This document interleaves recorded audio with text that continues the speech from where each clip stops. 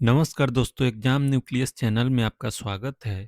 तो आज मैं आपके लिए लेकर आया हूँ सिंधु घाटी सभ्यता के 25 सबसे महत्वपूर्ण वस्तुनिष्ठ प्रश्न, जो प्रत्येक एग्जाम की दृष्टि से सबसे महत्वपूर्ण होंगे।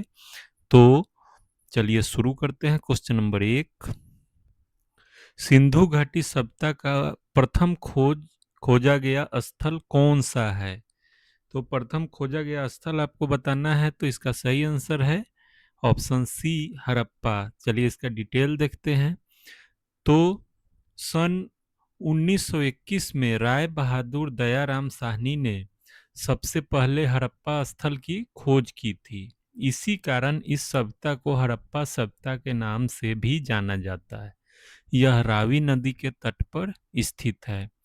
तो यह रावी नदी के तट पर स्थित है और इसका खोज 1921 में राय बहादुर दयाराम साहनी ने किया था। तो ये 3 फैक्ट एग्जाम के दृष्टि से बहुत महत्वपूर्ण है। चलिए दूसरे क्वेश्चन को देखते हैं। हड़प्पा सभ्यता किस युग की सभ्यता मानी जाती है? आपको बताना है कि हड़प्पा सभ्यता किस युग की सभ्यता मानी जाती है। तो इसका सही आंसर है ऑप्शन सी, कांस्य युग की। इसका डिटेल देखते हैं। तो सिंधु घाटी के लोग तांबे और टीन को मिलाकर कांसा बनाना जानते थे, इसलिए इसे कांस्य युगीन सभ्यता कहा जाता है। तो ये इसका डिटेल था। तीसरे क्वेश्चन को देखते हैं। सिंधु घाटी सभ्यता का सबसे प्रमुख बंदरगाह कौन सा था? आपको बताना है कि सबसे प्रमुख बंदरगाह इसका कौन सा था। तो इसका सही आंसर है ऑप्शन बी, लोथल। इसका डिटेल देखते हैं।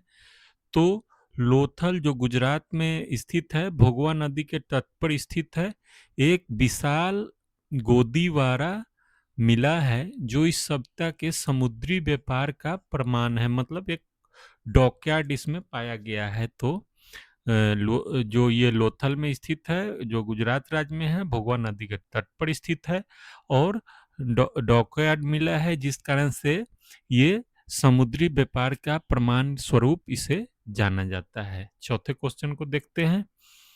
मृतकों का टेला, माउंड ऑफ द डेड, किसे कहा जाता है? तो आपको सही आंसर बताना है। तो इसका सही आंसर ऑप्शन सी, मोहन जोदड़ो। तो इसका डिटेल देखते हैं। तो सिंधी भाषा में मोहन जोदड़ो का शाब्दिक अर्थ मृतकों का टीला होता है। आप इससे याद रखें कि मोहन जोदड़ो का मतलब ही होता है मृतकों का टीला। तो इससे यह याद रहेगा। और इसकी खोज 1922 में राखल दास बनर्जी ने की थी। तो 2 फैक्ट यहाँ है। एक खोज किसने किया? तो राखल दास बनर्जी ने की। और मृतकों का टीला सिंधी भाषा में होता है, जिसका सिंधी भाषा में मोहन जोदड़ो बोलते हैं और हिंदी में मृतकों का टीला बोलेंगे। पांचवें क्वेश्चन को देखते हैं। विशाल स्नानागार ग्रेट बाथ के साक्ष्य कहाँ से प्राप्त हुए हैं? आपको बताना है सही आंसर। और इसका सही आंसर ऑप्शन सी, मोहन जोदड़ो से प्राप्त हुए हैं। इसका डिटेल देखते हैं। तो इसका डिटेल यह है कि यह एक आयताकार जलाशय था जो धर्म अनुष्ठान संबंधी स्नान के लिए उपयोग किया जाता था। यह मोहनजोदड़ो की सबसे महत्वपूर्ण सार्वजनिक संरचना थी। इसका आकार कैसा था? तो आयताकार। और इसे किस लिए उपयोग किया जाता था? तो धर्म अनुष्ठान के लिए उपयोग किया जाता था। तो 2 फैक्ट ये हो गए। और ये सबसे इम्पोर्टेंट स्ट्रक्चरल ये है, आर्किटेक्ट है। तो ये इसका सही आंसर है। पांचवें छठे क्वेश्चन को देखते हैं। हड़प्पा कालीन लोगों को किस धातु का ज्ञान नहीं था? यहाँ पे जो 4 धातु है, इसमें से बताना है कि कौन से धातु का ज्ञान नहीं था। तो इसका सही आंसर ऑप्शन डी, उन्हें लोहा धातु का ज्ञान नहीं था। तो इसका डिटेल देखते हैं। सिंधु घाटी सभ्यता के लोग लोहे से परिचित नहीं थे। भारत में लोहे का व्यापक उपयोग उत्तर वैदिक काल लगभग 1000 ईसा पूर्व में शुरू हुआ। तो ये एक क्वेश्चन ये भी बन सकता है कि भारत में लोहे का व्यापक उपयोग कब शुरू हुआ? तो उत्तर वैदिक काल में शुरू हुआ, लगभग 1000 ईसा पूर्व में शुरू हुआ। तो सिंधु घाटी सभ्यता के लोग लोहे से परिचित नहीं थे। तो चलिए अगले क्वेश्चन को देखते हैं। जुते हुए खेत के साक्ष्य किस स्थान से मिले हैं? आपको बताना है कि जुते हुए खेत के साक्ष्य किस स्थान से मिले हैं। तो इसका सही आंसर है ऑप्शन ए, कालीबंगा से मिले हैं जुते हुए खेत के साक्ष्य राजस्थान के कालीबंगा से जुते हुए खेत और एक साथ दो फसलें उगाने के साक्ष्य मिले हैं। तो ये भी क्वेश्चन पूछा जा सकता है, एक साथ दो फसल कहाँ उगाया जाता था? तो कालीबंगा में उगाया जाता था। कालीबंगा कहाँ है? तो राजस्थान में स्थित है। और जुते हुए खेत के साक्ष्य तो इसी सप्ताह में मिला था। ये है 8वां क्वेश्चन। सिंधु घाटी सभ्यता की लिपि कैसी थी? उनका लिपि कैसा था? तो आपको बताना है इसका सही आंसर। किस प्रकार का लिपि वो यूज करते थे? तो सही आंसर ऑप्शन सी, चित्रात्मक, भाव चित्रात्मक, मतलब उस हिसाब से वो लोग अपना भावना को व्यक्त करते थे। इनकी लिपि बोस्ट्रोफेडन दाएं से बाएं और फिर बाएं से दाएं शैली में लिखी जाती थी, जिसे अभी तक पढ़ा नहीं जा सकता है। आज तक इस लिपि को पढ़ा नहीं जा सका है कि इसमें क्या क्या लिखा जाता था। तो ये इसका सही आंसर है। अगले क्वेश्चन को देखते हैं। तो भारत में स्थित सिंधु घाटी सभ्यता का सबसे बड़ा स्थल कौन सा है? तो सबसे बड़ा स्थल ये है ऑप्शन सी, राखी गढ़ी। इसका डिटेल देखते हैं। तो हरियाणा के हिसार जिले में स्थित राखी गढ़ी भारत में हड़प्पा सभ्यता का सबसे बड़ा पुरातात्विक स्थल है। ये कहाँ पे स्थित है? तो हरियाणा के हिसार जिले में स्थित है और ये सबसे बड़ा पुरातात्विक स्थल है। अगले क्वेश्चन को देखते हैं। तो नर्तकी की कांस्य मूर्ति ब्रोंज डांसिंग गर्ल कहाँ से मिली है? आपको बताना है इसका सही आंसर। और ये मिली है मोहन जोदड़ो से। सी ऑप्शन इसका सही है। इसका डिटेल यह है कि यह मूर्ति लुप्त मोम विधि लॉस्ट वैक्स टेक्निक से बनाई गई थी, जो उस समय की उन्नत कला का प्रतीक है। तो इससे ये भी पूछा जा सकता था कि लुप्त मोम विधि से कहाँ पे प्रतिमा बनाई गई थी? तो ये मोहनजोदड़ो में बनाई गई थी। तो ये इसका सही डिटेल है। अगले क्वेश्चन को देखते हैं। तो सिंधु घाटी के लोग किस देवता की पूजा करते थे? वे लोग अपनी पूजा अर्चना किस देवता करते थे? तो इसका सही answer option B, Pashupati Shiv की पूजा करते थे। इसका डिटेल देखते हैं। तो मोहनजोदड़ो से प्राप्त एक मुहर पर पशुपति महादेव की आकृति मिली है, जिसके चारों ओर हाथी, बाघ, गैंडा और भैंसा का चित्रित है। तो इससे दो क्वेश्चन बनते हैं। एक कि वो लोग किसकी पूजा करते थे? तो पशुपति शिव की पूजा करते थे। और किस मोहर पे चार आकृति बनी हुई थी? तो ये मोहनजोदड़ो के एक मुहर पर पशुपति महादेव की आकृति बनी हुई थी। और उनकी ये भी पूछा जा सकता है कि उनकी आकृति के चारों ओर किसका चित्र था? तो हाथी, बाघ, गैंडा और भैंसा चित्रित थे। तो ये इसका सही डिटेल है। अगले क्वेश्चन को देखते हैं। सभ्यता का वह कौन सा स्थल है जहां जल प्रबंधन की उत्तम व्यवस्था थी? तो जल प्रबंधन की उत्तम व्यवस्था कहाँ थी? तो ये धोलावीरा में जल प्रबंधन की उत्तम व्यवस्था थी। इसका डिटेल देखते हैं। तो गुजरात के कच्छ क्षेत्र में स्थित धोलावीरा अपनी उन्नत जल संचयन प्रणाली और विशाल जलाशयों के लिए प्रसिद्ध है। तो इससे ये कहाँ पे धोलावीरा स्थित है? तो गुजरात के कच्छ जिले में स्थित है। एक क्वेश्चन। दूसरा क्वेश्चन कि कौन सी सभ्यता थी जहाँ पे उन्नत जल संचयन प्रणाली और विशाल जलाशय के लिए प्रसिद्ध था? तो धोलावीरा। तो ये इसका सही डिटेल था। अभी 13वां क्वेश्चन। हड़प्पावासी किस वस्तु के उत्पादन में अग्रणी थी? कौन सा वस्तु के उत्पादन में सबसे ज्यादा करते थे? तो इसका सही आंसर ऑप्शन सी, कपास का उत्पादन सबसे अधिक करते थे। इसका डिटेल यह है कि विश्व में कपास उगाने का श्रेय सबसे पहले सिंधु घाटी के लोगों को दिया जाता है।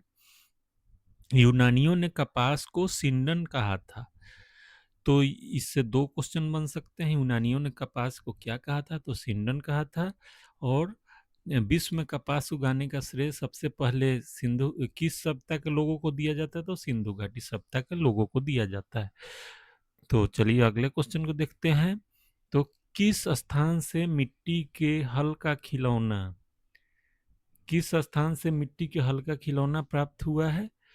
तो आपको बताना है इसका सही आंसर, और सही आंसर है ऑप्शन बी, बनावली से हल का खिलौना प्राप्त हुआ है। तो हरियाणा के बनावली से मिट्टी का बना हुआ हल टेराकोटा प्लॉग मिला है। तो इसका सही आंसर था ये। और ये 15वां क्वेश्चन, सिंधु घाटी सभ्यता का उत्तरी सीमा बिंदु कौन सा था? मतलब उत्तर सीमा का बिंदु पॉइंट कौन सा था? तो इसका सही आंसर है मांडा। मांडा सिंधु घाटी सभ्यता का उत्तरी सीमा बिंदु था। इसका डिटेल देखते हैं। तो मांडा जो जम्मू कश्मीर के में चिनाब नदी के किनारे स्थित था, यह सभ्यता का सबसे उत्तरी बिंदु माना जाता था। तो मांडा कहाँ पे स्थित है? एक क्वेश्चन। तो चिनाब नदी के किनारे स्थित है। चिनाब नदी कहाँ है? तो जम्मू कश्मीर में है। और सिंधु घाटी सभ्यता का उत्तरी सीमा बिंदु कौन सा था? तो मांडा था। तो ये इसका सही आंसर है। और ये 16वां क्वेश्चन, हड़प्पा सभ्यता की मुहरें मुख्य रूप से किस पदार्थ से बनी थी? आपको बताना है इसका सही आंसर कि मुहर जो हड़प्पा सभ्यता में बनते थे वो कौन से पदार्थ का बनता था? तो इसका सही आंसर है ऑप्शन बी, सेल खड़ी की मुहरें बनती थी। इसका डिटेल जानते हैं। तो अधिकांश मुहरें चौकोर थी। एक क्वेश्चन ये भी आ सकता है कि मुहरें किस प्रकार की बनती थी हड़प्पा सभ्यता में? तो चौकोर आकार की बनती थी। और उन पर जानवरों के चित्र और कुछ लिपि अंकित थी। तो उन पर क्या अंकित होता था? तो जानवरों के चित्र अंकित होते थे और कुछ लिपि भी अंकित होती थी। तो ये इसका डिटेल है।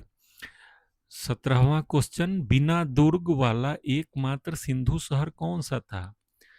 तो बिना दुर्ग वाला एकमात्र सिंधु शहर कौन सा था, इसमें से बताना है। तो इसका सही आंसर ऑप्शन सी, चनहुद्रो इसका सही आंसर है। इसका डिटेल देखते हैं। चनहुद्रो एक औद्योगिक केंद्र था जहां मनके बनाने के कारखाने मिले हैं। यहाँ अन्य शहरों की तरह किलेबंदी नहीं थी। तो इसमें कई क्वेश्चन होंगे कि सिंधु शहर में कौन सा ऐसा जगह था जहाँ पे किलेबंदी नहीं थी? तो चनहुद्रो था। उसके बाद औद्योगिक केंद्र कौन सा था? तो ये चनहुद्रो ही था। और मनके बनाने के कारखाने कहाँ पे मिले हैं? तो ये चनहुद्रो में ही पाए गए हैं। तो ये 3 क्वेश्चन इसमें बन सकते हैं। तो चलिए अगले क्वेश्चन को देखते हैं। धान की भूसी के साक्ष्य कहाँ मिले हैं?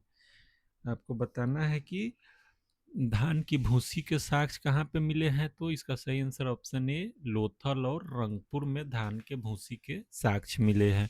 इसका डिटेल देखते हैं। तो गुजरात के लोथल और रंगपुर से धान चावल के प्रमाण मिले हैं जो संकेत देते हैं कि वे धान की खेती से परिचित थे। तो इससे एक क्वेश्चन ये भी बन सकता है कि रंगपुर में किस प्रकार की खेती होती थी या लोथल में? तो धान की खेती होती थी। तो ये इसका डिटेल था। अगले क्वेश्चन को देखते हैं। तो सिंधु घाटी सभ्यता की मुख्य फसलें कौन सी थी? आपको बताना है कि सिंधु घाटी सभ्यता में मेन क्रॉप कौन सा था? तो इसका सही आंसर है ऑप्शन बी, गेहूं और जौ यहाँ की मुख्य फसलें हुआ करती थी। तो इसका डिटेल यह है कि गेहूं और जौ इनके मुख्य खाद्यान्न थे। इसके अलावा वे मटर और सरसों भी उगाते थे। तो एक क्वेश्चन यहाँ से भी बन सकता है कि गेहूं और धान के अलावा वे क्या उगाते थे? तो मटर और सरसों भी उगाते हैं। अगले क्वेश्चन को देखते हैं। स्वतंत्रता के बाद भारत में हड़प्पा के सर्वाधिक स्थल किस राज्य में खोजे गए हैं? आपको बताना है कि किस राज्य में सबसे अधिक स्थल खोजे हैं। तो इसका सही आंसर ऑप्शन सी, गुजरात में खोजे गए हैं। और इसका डिटेल यह है कि गुजरात में लोथल, धोलावीरा, सुरकोटडा और रंगपुर जैसे कई महत्वपूर्ण स्थल खोजे गए हैं। तो यही इसका डिटेल है। 21वां क्वेश्चन, चनहुद्रो के उत्खनन का निर्देशन किसने किया था? आपको बताना है कि इन लोगों में से किसने चनहुद्रो का उत्खनन का डायरेक्शन दिया था। तो ऑप्शन ए है इसका सही आंसर, J.H. मैक्के के द्वारा। और इसका विवरण ये है कि 1935 में J.H. मैक्के के निर्देशन में चनहुद्रो का उत्खनन हुआ। N.C. मजुमदार ने इसकी खोज की थी। तो खोज किसने किया था? 2 क्वेश्चन।